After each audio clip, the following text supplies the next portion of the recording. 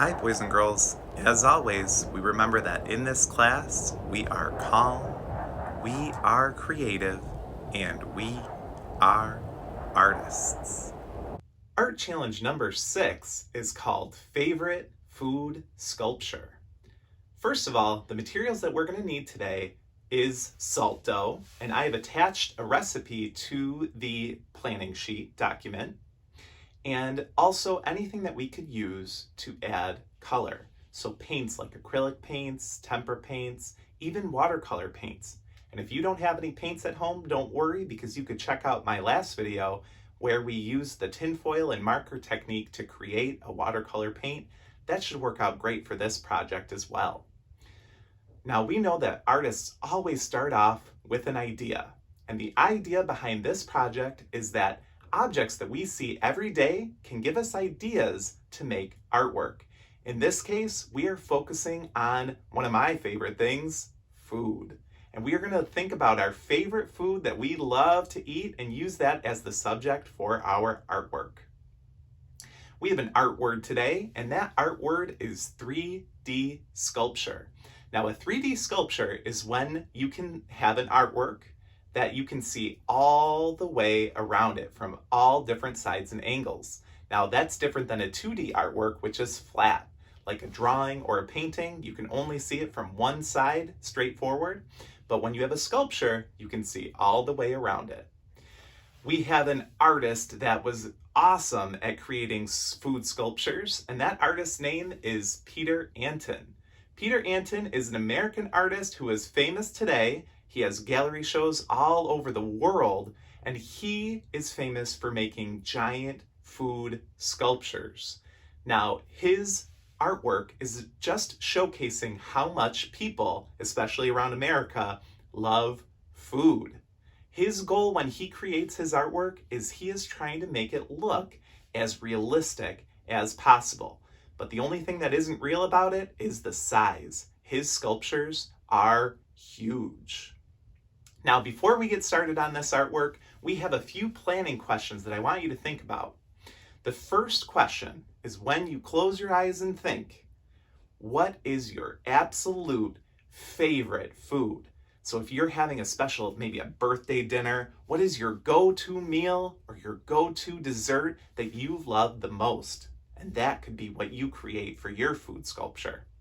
And the second question that I want you to think about is, what are those special details about your food that you could add to it to make it look as realistic as possible? So if I was creating a donut sculpture, I know that I would need all the little frosting drizzles or maybe the sprinkles on top, because that would make my sculpture look real. I can't wait to see your sculptures, boys and girls. Let's get started. Hello, and welcome to Baking with Mr. Naps. The first thing that we need to do for this project is we need to make our salt dough clay. This recipe can be found attached to the directions and planning sheet. Now, the first thing that we need to do is we are going to combine our flour and our salt. Now, since this is a clay recipe and we are not going to be eating this dough, we can use our hands to mix up all of those ingredients. Once your salt and your flour is combined, we can gradually add some water to start mixing and forming our dough. So I'm going to slowly add in some water and mix that in until a dough starts to form. If it still looks a little bit too flaky, that means I need to add some more water. Add a little bit more. And once this is all mixed together and combined, you will get a nice clay that we can use to create our artwork. We need to knead this dough together for at least 5 minutes, and that is going to make it so all of these little pieces of flour and salt combine together to form a dough.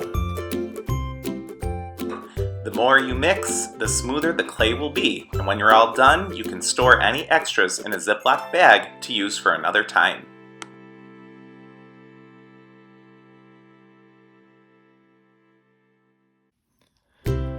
Okay, before we get started making our food sculpture, I wanted to show you a couple of clay techniques that could be useful while you're building your food sculpture. The first thing that I wanted to show you is called creating a coil. We take a piece of clay and put it down flat on your table. I'm working on top of a piece of parchment paper to make sure I don't get my table all dirty. And I take my hand, put it on top of the piece of clay, and roll up and down, up and down. Now I'm applying a little bit of pressure, but what you're going to see start to happen is this piece of clay is going to get longer and longer, almost like a snake. Now this could be very useful if you're creating something like a donut, or even if you worked with a smaller piece of clay and made tiny little sprinkles or something like that. Now the second technique that I'm going to show you is called creating a pinch pot.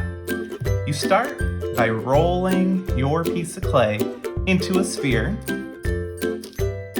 Then you take your thumb and you put your thumb into the center of the sphere and start to pinch the edges of your clay to create a little pot. This could be great for creating a bowl for your sculpture, or maybe it could be, if you turn it upside down, something round like this. Be creative. And the final thing that I want to show you with this clay, the final clay technique, is just forming things with your fingers. Now, could be called pinching or molding with your clay. I think I'm going to make just a little character here with some bunny ears to show you how this can be done. One last thing I want to show you, if you are combining and connecting pieces of clay together, you're going to want to attach them together with a little bit of water. So let's say that I had a scoop of ice cream and I wanted to add a cherry on top. Now, with some clays, you could just push those two things together, but we want to use a little bit of water connecting those things together. So I dip my finger into a little bit of water, and I tap that water on top here. I dip my finger into a little bit more water, tap the water on top here, and press those two pieces together to make them stick, kind of like glue. Time to make those sculptures. Check out some of my favorite foods. Some of my 3rd and 4th graders, you might recognize some 3D shapes in my sculpting. Think about spheres, cones, cylinders. Those will help you make 3-dimensional sculptures. Once you're finished sculpting, it's time to let your clay dry. You could leave it out overnight or put it in the oven to bake. The last thing that we need to do is add some color to our sculptures. Now, I'm using an acrylic paint, but you can really use any kind of paints that you have at home. If you do not have paint at home, try the technique that we learned in our last video, where we colored with markers on a piece of tin foil, added some water, and turned it into watercolor paint.